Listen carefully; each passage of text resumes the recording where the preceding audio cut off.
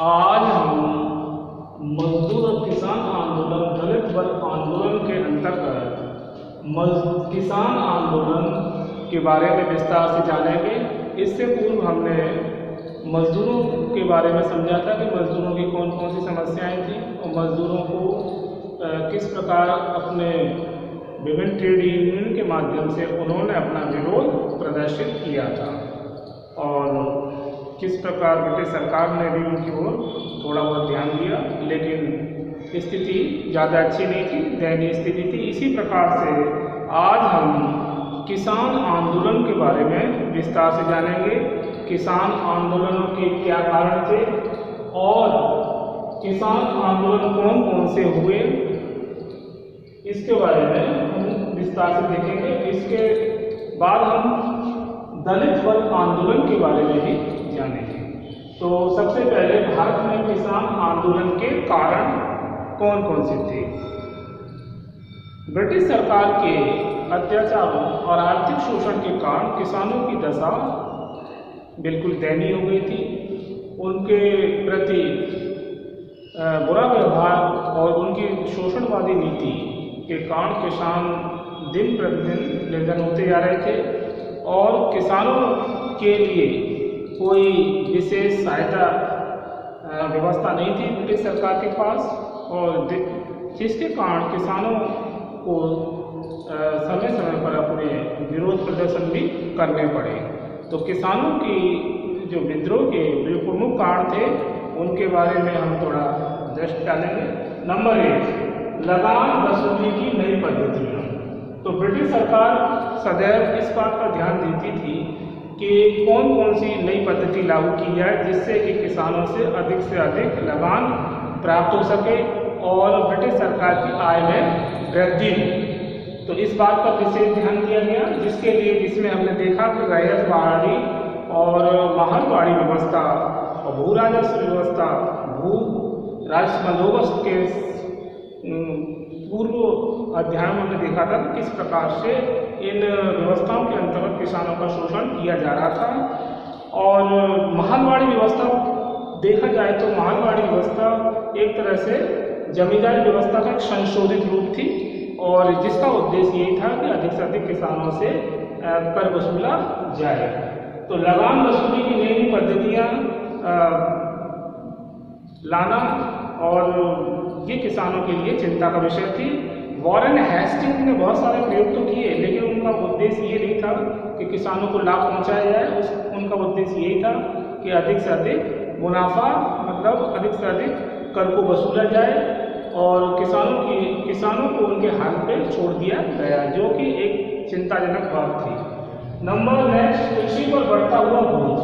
अब किसान अकाल, महामारी या किसी प्राकृतिक घटना के कारण फसल नष्ट हो जाने से किसानों के प्रति कोई रियायत नहीं बरती जाती थी, जिससे कि किसान की स्थिति दयनीय हो जाती थी और किसानों रैयतवाड़ी, महलवाड़ी और भू राजस्व बंदोबस्त के अंतर्गत लगान दर भी ऊंची कर दी गई थी, जिससे किसानों के ऊपर अतिरिक्त जो करों का बोझ बढ़ता गया और किसानों की स्थिति दिन प्रतिदिन गिरती गई और जिसके कारण किसानों को बाद में जाके विरोध करना पड़ता है, विद्रोह करती है।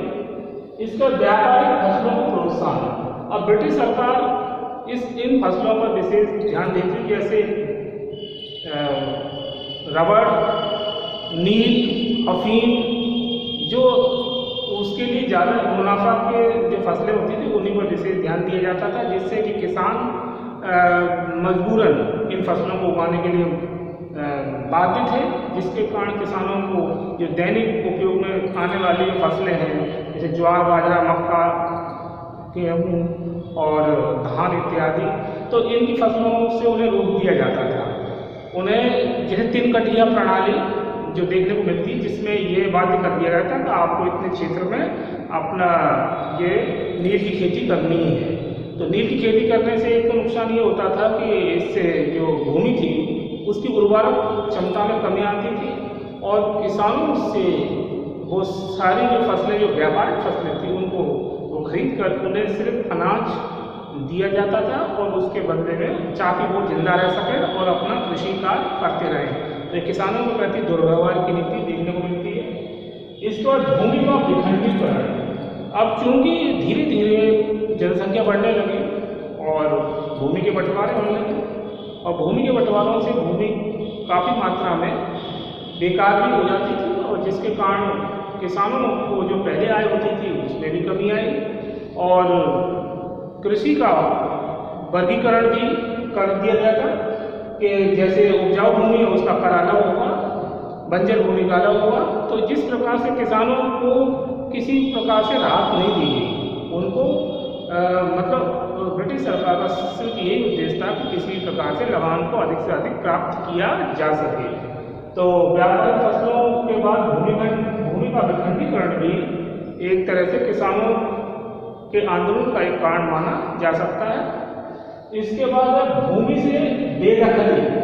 भूमि से बेदखली उन परिस्थितियों में की जाती थी जब किसान कोई बड़ा ऋण ले लेता था या फिर वो अपने करों को चुका नहीं पाता था, कर देने में असमर्थ हो जाता था, तो किसान को उसकी भूमि से बेदखल कर दिया जाता था, उसकी भूमि छीन ली जाती थी ये कहते हुए कि आपने जो ब्रिटिश सरकार के द्वारा या जो कर निर्धारित किया गया था वो नहीं दे पाए, इसलिए कंपनी सरकार आपका जो जमीन है वो छीन लेती है। तो इस प्रकार से किसानों की जो आय का जो स्रोत था कृषि भूमि वह भी उससे छीन ली जाती थी, जिससे किसानों की स्थिति दयनीय हो जाती थी। इसके बाद है किसानों की ऋणग्रस्तता। क्योंकि किसानों के आय के स्रोत और कोई थे नहीं, सिर्फ वो कृषि पर निर्भर थे और कृषि अकाल और प्राकृतिक आपदा के कारण कृषि वो फसल नष्ट हो जाती थी, जिसके कारण उनको समय समय पर अपनी ज़रूरतों के हिसाब से ऋण भी लेने पड़ते थे और ऋण जो है वो ऊंचे ब्याज की दर पर दिए जाते थे, जिसके कारण वो लंबे समय तक चुका नहीं पाते थे। और ये भी एक अंग्रेज इतिहासकार ने कहा कि भारतीय मजदूर ऋणों में पैदा होते थे और ऋण किसान और मजदूर ऋणों में पैदा होते थे और ऋणों में ही मर जाते थे, तो उनका ऋण कभी खत्म नहीं होता था। क्योंकि उस समय निरक्षरता भी काफ़ी थी, तो ये भी स्पष्ट नहीं होता था कि उन्होंने ऋण कितना लिया है और कितना चुका दिया और कितना बकाया है। तो इससे वो ऋणों में उनका जीवन व्यतीत हो जाता था, जिससे कि किसानों में धीरे धीरे विद्रोह की भावना बढ़ती गई और ऋण लेना उनके लिए एक तरह जी का जंजाल बनता गया।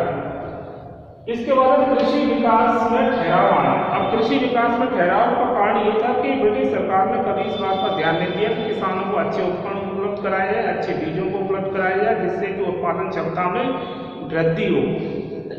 उनने सिर्फ इस बात पर ध्यान दिया कि अधिक से अधिक लगान और कर वसूली की जाए और ब्रिटिश सरकार की आमदनी में आय में वृद्धि की जाए, जिससे कि और अधिक मतलब मुनाफा कमाया जाए। और ब्रिटिश सरकार के कर्मचारी भी भ्रष्टाचार में लिप्त थे, वो बहुत सारा तो जो आय होती थी उसको अपना निजी संपत्ति बनाकर उसे इंग्लैंड भेज देते थे, जिससे कि किसानों को ये नहीं समझ में आता था कि ये मतलब ये हमें कितना धन देना है और कितना लिया गया है, कितना बकाया है।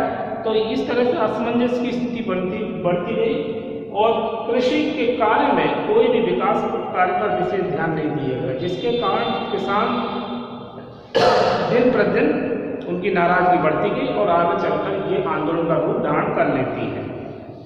इसके बाद हमने ये देखा भारत में किसान आंदोलन के कारण में लगान वसूली की नई पद्धतियां, कृषि पर बढ़ता हुआ बोझ, व्यापारिक फसलों को प्रोत्साहन, भूमि का विखंडीकरण, भूमि से बेदखली, किसानों की ऋणग्रस्तता, कृषि विकास में ठहराव आना। तो ये मेन कारण थे किसानों के आंदोलन के कारण। अब हम देखें किसान आंदोलन, कौन से वो आंदोलन है जिन्होंने किसानों ने किए। नंबर 1 है बंगाल में कृषक विद्रोह। बंगाल में कृषक विद्रोह में बंगाल में संथालों का विद्रोह हुआ, जिसे नील कृषक विद्रोह और संथाल विद्रोह के नाम से पुकारा जाता है। नील की खेती करने वाले किसान संथाल थे। तो बंगाल में जो कृषक विद्रोह हुआ है वो किसके विरोध में हुआ है? नील। इसे कृषक विद्रोह भी कहते हैं। नील की खेती करने से उनकी भूमि जो बंजर होती थी और उससे उनको जो उनकी जरूरतें पूरी नहीं होती थी, नील पूरी ब्रिटिश सरकार के द्वारा खरीद ली जाती थी, जिससे रंगाई में काम आता था, जो कि आम किसानों से उसका कोई मतलब नहीं। और इस प्रकार जो संथाल जाति थी बंगाल में, उसने इसको विद्रोह किया, जिसे संथाल विद्रोह के नाम से भी पुकारा जाता है। और नील की खेती करने वाले किसान कौन थे? संथाल। इसके बाद नंबर नेक्स्ट, मराठा किसानों का विद्रोह। तो मराठा किसानों का विद्रोह का मूल जो कारण था वो लगान, सूखा, अकाल, सूदखोर साहूकारों के अत्याचारों ने मराठा किसानों को विद्रोह करने के लिए विवश किया।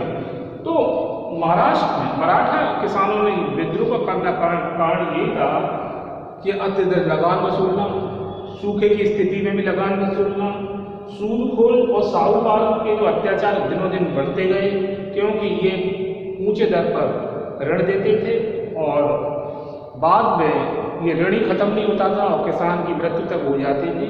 तो इनके अत्याचारों ने मराठा किसानों को विद्रोह के लिए विवश किया। इसके बाद है पवना का किसान आंदोलन। तो पवना जो का क्षेत्र वर्तमान में बांग्लादेश में है।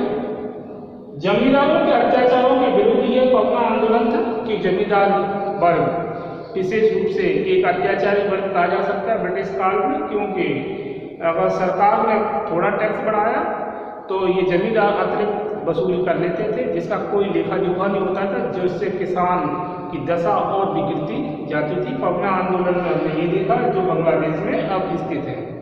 इसके बाद नेक्स्ट, पंजाब का कूका आंदोलन। तो पंजाब में जो कूका आंदोलन का नेतृत्व कर रहे थे वो राम सिंह कूका के नेतृत्व में यह आंदोलन चल रहा था। यहाँ पे भी वही स्थिति बनी थी जो अन्य राज्यों में, क्योंकि यहाँ पे भी किसानों से अधिक राज्य कर वसूली की जा रही थी, किसानों की ओर ध्यान नहीं दिया जाता। किसानों की फसलें नष्ट होने पर उन्हें कोई मुआवजा नहीं और न कोई करों में रखा, जिसके कारण राम सिंह कूका के नेतृत्व में पंजाब में कूका आंदोलन देखने को मिलता है। दक्षिण भारत के किसान आंदोलन का विद्रोह। तो दक्षिण भारत के किसान आंदोलन का मेन जो कारण थे वो सूदखोरों साहूकारों के अत्याचारी थे, क्योंकि अकाल और कृषि फसल नष्ट हो जाने के कारण किसानों को ये स्थिति नहीं रहती थी कि वो लगान या कर दे सके, और ऐसी स्थिति में उनके विरुद्ध दमनात्मक नीति अपनाई जाती थी, जिससे कि किसानों काफ़ी आहत होते थे, जिसके कारण दक्षिण भारत में विभिन्न किसान आंदोलनों को देखने को मिलता है। असम में किसान विद्रोह। असम में किसान विद्रोह, इस विद्रोह को कुकियों का विद्रोह भी कहा जाता है। क्या कहा जाता है? असम में किसान विद्रोह को, इस विद्रोह को कुकियों का विद्रोह किया जाता है, विद्रोह भी कहा जाता है। और असम में वही कंडीशन थी जो अन्य राज्यों में थी, क्योंकि ऊंचे दर पर ऋण देना, लगान की ऊंची दर होना और जबरदस्ती लगान वसूलना, उनके ऊपर अत्याचार करना और अकाल और महामारी की स्थिति में भी कोई रियायत न देना, इस प्रकार की नीतियों ने असम में भी किसानों को विद्रोह करने के लिए प्रेरित किया। इस विद्रोह को कुकियों का विद्रोह भी कहा जाता है। मोपला किसानों का विद्रोह। मोपला किसानों का विद्रोह, ये मोपला किसानों का विद्रोह का मेन जो कारण था अत्यधिक लगान वसूलना। मतलब लगान किसानों को किसी प्रकार से राहत नहीं दी जाती थी और सरकार ये भी नहीं देख पाती थी कि यदि किसान खुशहाली जीवन जी रहा है तो क्यों जी रहा है, उसको किसके माध्यम से अधिक और अधिक कर वसूला जाए। ये ब्रिटिश अधिकारी इस बात में हमेशा लगे रहते थे कि किसानों को एक अच्छा जीवन जीने से वंचित हमेशा रखा जाए, उनकी विकास की गति को रोका जाए और उनको किसी भी प्रकार से राहत न दी जाए। तो मोपला किसान आंदोलन विद्रोह में यही देखने को मिलता है कि अत्यधिक किसानों पर लगान वसूलना, सूदखोरों और जमींदारों के अत्याचार मोपला किसान आंदोलन में देखने को मिलते हैं। इसके बाद और है जैसे जिसमें आंदोलन जो और भी है, जिसमें जैसे चंपारण सत्याग्रह। अब ऐसे भी सत्याग्रह आंदोलन जिसमें विभिन्न लोगों ने इसमें नेतृत्व किया और रीजन वही किसानों के प्रति दुर्व्यवहार नीति और उनके ऊपर अत्याचार। तो चंपारण सत्याग्रह, महात्मा गांधी ने इस सत्याग्रह में क्या किया? नेतृत्व किया। चंपारण उत्तरी बिहार का अंचल है। यह क्षेत्र नील की खेती के लिए प्रसिद्ध था और 3 कटिया प्रणाली लागू कर रखी थी यहाँ पर। 3 कटिया प्रणाली कुल, अब 3 कटिया प्रणाली क्या थी? कुल कृषि भूमि का 3/20 भाग पर नील की खेती करने के लिए यहाँ पर विवश किया जाता था। और जब इस इतने भाग में विवश किया जाता था तो कृषि बस्ती नहीं थी जो अन्य फसलें उपजा सके और अपनी जरूरतें पूरी कर सके।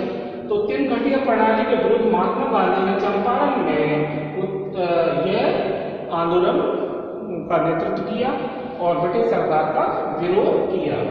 खेड़ा सत्याग्रह आंदोलन गांधी ने नेतृत्व किया। 1918-19 में यहाँ सूखा पड़ा था। खेड़ा में क्या पड़ा है? बड़ा सूखा पड़ा, जिसके कारण किसानों की फसलें नष्ट हो गई और किसानों की स्थिति बहुत ही दयनीय और बहुत ही खराब रही, जिसके कारण किसानों ने ये मांग की कि उनके करों में कमी की जाए। लेकिन ब्रिटिश सरकार ने इस बात पर ध्यान नहीं दिया, बल्कि उनके विरुद्ध धरनात्मक नीति अपनाई।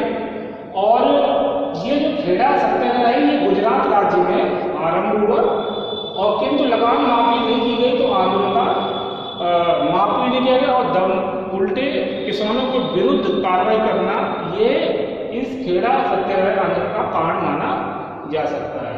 तो सूखा पड़ना और किसानों के करों में कमी न करना, में माफ न करना, ये इसका मेन रीजन था। उत्तर प्रदेश में किसान आंदोलन तो उत्तर प्रदेश के लिए जो किसान आंदोलन हुआ उसका जो प्रमुख कारण थे स्थानीय जमींदार सूदखोर साहूकारों के अत्याचार। फैजाबाद बरेली में किसान आंदोलन में कूद पड़ी। तो स्थानीय जमींदार सूदखोर साहूकारों के अत्याचार, जिसके कारण जो उत्तर प्रदेश के किसान थे, जिसमें फैजाबाद और बरेली के किसान आंदोलन में कूद पड़े और उन्होंने सरकार का विरोध किया कि उनके ऊपर जो जमींदार और सूदखोर है और साहूकार हैं वो निरंतर अत्याचार किए हुए और इनको जो इनको शय दे रखी थी वो ब्रिटिश सरकार ने दे रखी थी। तो ब्रिटिश सरकार जानती थी कि ये उन्हीं के एजेंट है और ये उनके लिए कर वसूली कर रहे हैं, तो इसीलिए जमींदार साहूकार सूदखोरों के विरुद्ध कोई कार्रवाई नहीं करती थी, जिससे कि किसानों की जो वास्तविक दशा को ब्रिटिश सरकार नहीं जान पाती थी। इसके बाद बारडोली सत्याग्रह आंदोलन। बारडोली सत्याग्रह आंदोलन गुजरात में किसानों ने बारडोली में अपना मोर्चा लगाया। कहाँ लगाया? गुजरात में बारडोली जगह का नाम, यहाँ मोर्चा लगाया और आंदोलन लगान वृद्धि के विरोध में हुआ था। यहाँ पे भी लगान कुछ किधर ऊंची रखी गई थी जिससे किसान देने में असमर्थ थे। और जब किसानों ने इस बात पर ब्रिटिश सरकार से कहा कि आप हमारे लगान की वृद्धि जो की है ये उसको कम किया जाए, तो उन्होंने साफ मना कर दिया। और जब किसानों ने विरोध किया तो सरकार ने उनके विरुद्ध हिंसात्मक रूप अपनाया और उनका दमन किया। तो बारडोली सत्याग्रह में जो रीजन था वो लगान वृद्धि की ऊंची तक होना और उसका विरोध करना और सरकार का दमन करना, ये इसके मेन कारण है। तिभागा आंदोलन। यह आंदोलन तिभागा यानी इसको तिभागा भी बोलते हैं आंदोलन। यह आंदोलन जोतदारों के खिलाफ बटाईदारों का आंदोलन था। बंगाल के बटाईदार किसानों ने यह आंदोलन शुरू किया। इसकी शुरुआत हसनाबाद से हुई। कहाँ से हुई? हसनाबाद से। तो तिभागा यानी तिभागा आंदोलन, यह आंदोलन जोतदारों के खिलाफ बटाईदारों का आंदोलन था। बंगाल के बटाईदार किसानों ने यह आंदोलन शुरू किया। इसकी शुरुआत हसनाबाद से हुई। तेलंगाना किसान आंदोलन। यहाँ पर देशमुखों ने विभिन्न आरोपों के आधार पर किसानों की भूमि पर कब्जा कर लिया था।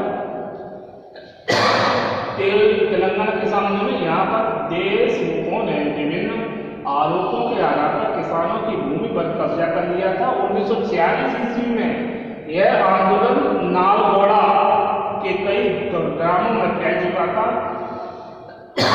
तत्कालीन कारण पुलिस द्वारा कमरप्पया व्यक्ति की हत्या जो एक साम्यवादी था। तो ये तेलंगाना किसान आंदोलन 1946 में यह नाल गोंडा तक फैल गया था और यहाँ पर देशमुखों ने विभिन्न आरोपों के आधार पर किसानों की भूमि पर कब्जा कर लिया था। तो देशमुख यहाँ पर किसान आंदोलन को प्रेरित कर रहे हैं, मतलब उनके विरोध के कारण यह किसान आंदोलन हो रहा है कि वो देशमुखों ने क्या किया है, आरोप लगा रहा किसानों की भूमि थी वो हड़प ली थी। और 1946 में यह आंदोलन नालगोंडा के ग्राम में फैल चुका था, लेकिन इसका तत्कालिक कारण था कमरप्पा व्यक्ति की हत्या हो जाना। और जो कमरप्पा थे वो एक तरह से साम्यवादी थे, जिससे किसान तेलंगाना के आंदोलन में तेलंगाना किसान जो थे वो नाराज हो गए थे। बरली आंदोलन बम्बई के समीप बसे बरली के किसान मूलतः आदिवासी थे। बम्बई के समीप बसे बरली के किसान मूलतः आदिवासी थे। स्थानीय जमींदारों, साहूकारों एवं वन विभाग के ठेकेदारों ने इन लोगों का जीना हराम कर दिया था और बरली किसान बंधुआ मजदूर बन चुके थे।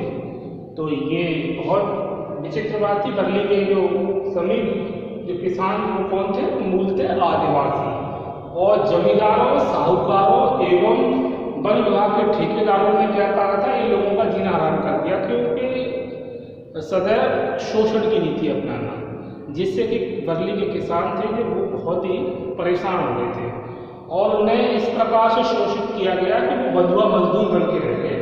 मतलब जीना और सूद को साहूकारों के लिए अनाज उपलब्ध, मतलब उत्पादित करना, पैदा करना और किसी भी प्रकार की कोई रियायत नहीं। तो बहुत खराब कंडीशन बरली के किसानों की। तो ये मूलतः आदिवासी थे। राजस्थान में किसान आंदोलन, राजस्थान में भी किसानों की विभिन्न प्रकार की समस्याएं थी, जिसको लेकर किसानों ने आंदोलन किया और उनमें जो किसान आंदोलन थे, इसमें राजस्थान में अनेक किसान आंदोलन, जिसमें बिजौलिया का किसान आंदोलन, बेगू का आंदोलन, भोमट का भील आंदोलन, मारवाड़ का किसान आंदोलन, मेघ आंदोलन, सीकर का किसान आंदोलन। तो राजस्थान में वही समस्याएं थी कि वो अन्य राज्यों में थी, मतलब लगान की दर ऊंची होना, अकाल में कोई सहायता न होना,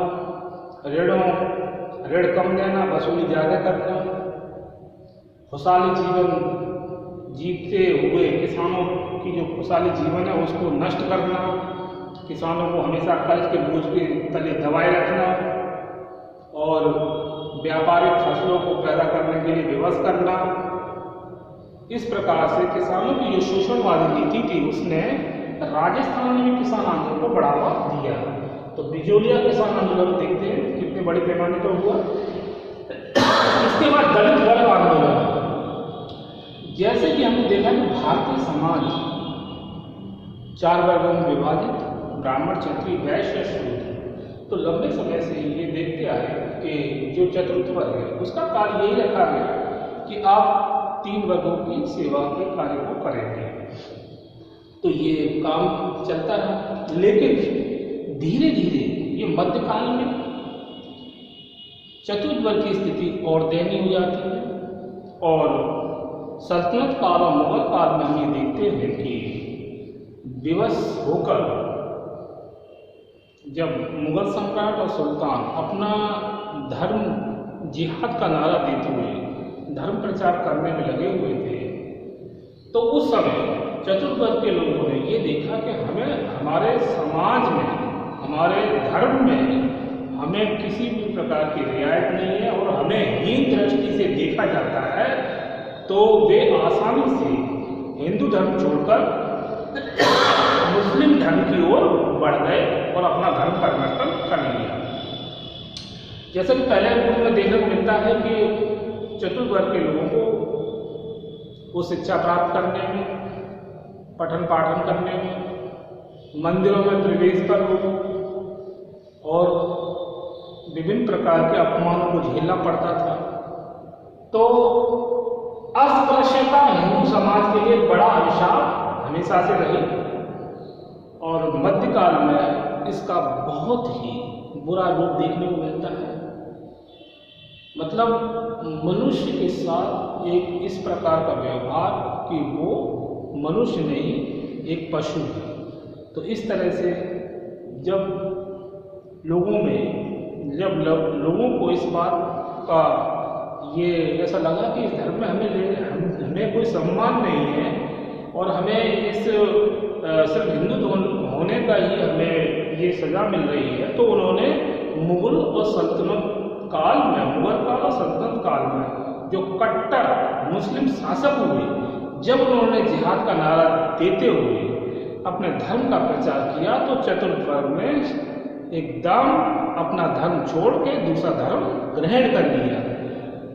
लेकिन जब हम देखते हैं कि 20वीं शताब्दी में विभिन्न समाज सुधारक, जिसमें स्वामी दयानंद सरस्वती, राम मोहन राय, विवेकानंद, अरविंदो घोष और रामकृष्ण परमहंस, तो जब इन्होंने इस बात को बल दिया कि अस्पृश्यता जो हिंदू समाज के लिए सबसे ज़्यादा बड़ा अभिशाप रही है, तो इसको दूर किया जाए, तो इसको सुधारने पर विशेष बल दिया जाने लगा और लोगों में इस बात के लिए जोर दिया गया कि किसी भी प्रकार से हमें अपने समाज यानी हिंदू धर्म के मानने वाले लोगों के बीच जो एक खाई बनी हुई है उसको कम करना होगा, नहीं तो हिंदू धर्म के जो संकीर्णता आती जा रही है, विभिन्न कर्मकांड जैसे मूर्ति पूजा, आडंबर, पाखंडवाद,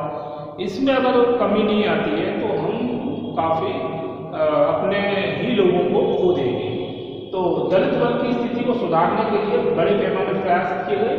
इसमें महात्मा गांधी का विशेष योगदान देखने को मिलता है, क्योंकि महात्मा गांधी जो सभी उनके लिए भारतवासी सभी एक ही थे। उनका मानना था कि हिंदुस्तान में चाहे वो हिंदू का कोई भी वर्ग हो या मुस्लिम, उनके लिए तो सभी के प्रति एक जैसी भावना नहीं। उन्होंने कभी इस बात को बल नहीं दिया कि कौन बड़ा कौन छोटा। उन्होंने सदा इस बात पर दिया कि सभी ईश्वर के संतान हैं, सभी समान हैं और सभी को समान दृष्टि से देखा जाना चाहिए। तो हरिजन सेवक संघ की उन्होंने स्थापना की। महात्मा गांधी ने हरिजन सेवक संघ, उन्होंने अछूतों को हरिजन का नाम दिया। और जैसे कि भारतीय समाज में प्रचलित था कि छूने से ही आप अछूत किसी व्यक्ति को छूने से आप अछूत हो जाओगे और वो छूने से आप अपवित्र हो जाते हो। तो इस प्रकार की भावना को उन्होंने विराम देते हुए हरिजन सेवक संघ की स्थापना की। हरिजन नामक पत्र भी निकाला जिसमें इस बात पर विशेष प्रकाश डाला गया, प्रकाश की मनुष्य है, उसमें किसी प्रकार का भेदभाव नहीं करना चाहिए। सारे भारतवासी या सभी जो लोग हैं वो ईश्वर की ही संतान है, सभी धर्म समान है। तो इस प्रकार से हरिजन सेवक संघ की स्थापना करके महात्मा गांधी ने दलितों की स्थिति को सुधारने में अपनी महत्वपूर्ण भूमिका निभाई और हरिजन नामक पत्र निकाला, जिससे कि लोगों में जन जागृति भी आई। गांधी जी ने दलित अछूतों का हरिजन नाम दिया।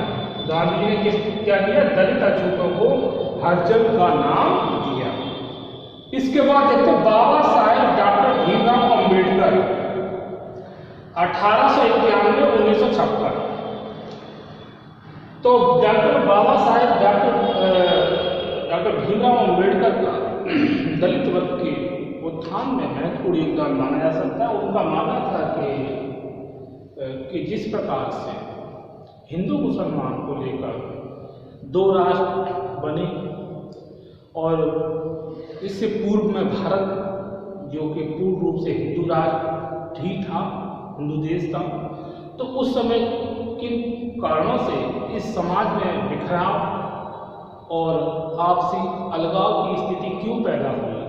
तो डॉक्टर बी आर अम्बेडकर ने इस बात पर बल दिया कि सभी को समानता का अगर दृष्टि से समाज में नहीं देखा जाता है तो भविष्य में भी इसी प्रकार जो दो राष्ट्र बन रहे हैं और भी राष्ट्र बन सकते हैं और या फिर और विद्रोह क्रांति हो सकती है या फिर हम पर विदेशी फिर से शासन कर सकते हैं। इसीलिए इसी दशा को सुधारने के लिए उन्होंने इस बात पर बल दिया कि भारतीय समाज में सभी के प्रति समानता का व्यवहार हो, सभी को समान दृष्टि से देखा जाए, किसी के साथ भेदभाव न हो। और इसी बात को महात्मा गांधी और नेहरू ने भी इस बात को समझा और उन्होंने दलित वर्गों के उत्थान के लिए विशेष संविधान में प्रावधान करने पर भी ध्यान दिया। क्योंकि पूर्व में हमने देखा कि विदेशी आक्रमणकारी आते और इतने विशाल देश को आक्रमण करके अपने अधिकार क्षेत्र में लेते हैं, जबकि वो मुट्ठी भर, अगर हम सुल्तानों की बात करें, तुर्कों की बात करें, तो वो ज़्यादा मात्रा में नहीं आए, पर भारतीय समाज बिखरा हुआ था। ऐसे मुगल, अगर बाबर की बात करें तो उस समय समाज इतना बिखरा हुआ था कि जो सवर्ण वर्ग था वो ही मान रहा था कि मैं ही सब कुछ। लेकिन उस समय ऐसा ही होता है कि बाबर ने आते ही पहले इब्राहिम लोधी और राणा सांगा को पराजित करके पूरे भारत पे कब्जा कर लिया और इस प्रकार अंग्रेज भी इसी नीति का फायदा उठाते हैं।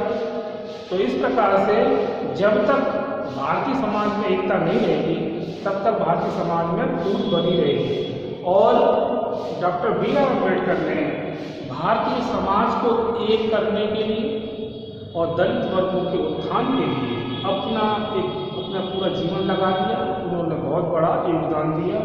तो डॉक्टर B.R. अम्बेडकर का भारतीय समाज को एक बनाए रखने में एक बहुत बड़ा योगदान माना जा सकता है। वो बहुत बड़े विद्वान और विधि विशेषज्ञ थे और उन्होंने भारतीय संविधान के निर्माण में अपना महत्वपूर्ण योगदान दिया। तो इसके लिए उनको धन्यवाद दिया जा सकता है कि उन्होंने भारतीय समाज में एक महत्वपूर्ण भूमिका निभाई और एक बहुत वो जो पूर्व में जो कमियां हमारे राजाओं के द्वारा रह गई थी या हमारे लोगों के द्वारा रह गई थी, उस कमी को पूरा डॉक्टर B.R. अम्बेडकर ने करके भारतीय समाज को एक करने का एक महत्वपूर्ण प्रयास किया और दलित वर्गों की स्थिति को सुधारने में उनका योगदान देखने को मिलता है। अखिल भारतीय अनुसूचित जाति संघ की स्थापना, इंडिपेंडेंस लेबर पार्टी बनाई गई और उन्होंने संविधान प्रारूप समिति का अध्यक्ष भी उन्हें बनाया गया था। Doctor B.R. अम्बेडकर को संविधान प्रारूप समिति का अध्यक्ष बनाया गया और डॉक्टर B.R. अम्बेडकर 6 दिसंबर 1956 ईस्वी को उनका देहावसान हो जाता है, उनकी मृत्यु हो जाती है। तो महात्मा गांधी और बाबा साहेब डॉक्टर भीमराव अम्बेडकर का दलित वर्ग के उत्थान में एक बहुत बड़ा योगदान रहा और उन्होंने अथक प्रयासों से उनकी स्थिति को सुधारने पर बल दिया। तो इस प्रकार आज हमने देखा किसान आंदोलन में, भारत किसान आंदोलन के कारण कौन कौन से किसान आंदोलन हुए, दलित वर्ग आंदोलन और दलित वर्ग की स्थिति को सुधारने के प्रयास कौन कौन से किए गए। महात्मा गांधी और बाबा साहेब डॉक्टर भीमराव अम्बेडकर का दलित वर्गों के उत्थान में किस प्रकार योगदान उन्होंने दिया। तो आज इस वीडियो में इतना ही, इसके आगे हम नेक्स्ट वीडियो में समझेंगे। ओके।